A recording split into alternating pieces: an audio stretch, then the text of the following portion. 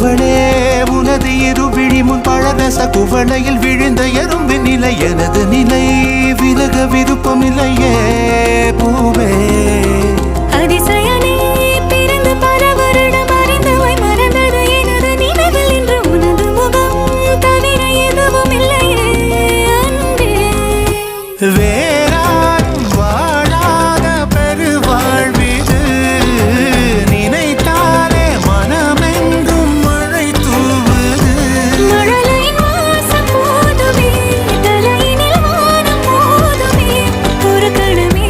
உன்னை பிரிந்தால் உயிர் மலர் காய்ந்து போகுமே நீதானே பொஞ்சாதி நானே உன் சரிபாதி நீதானே பொஞ்சாதி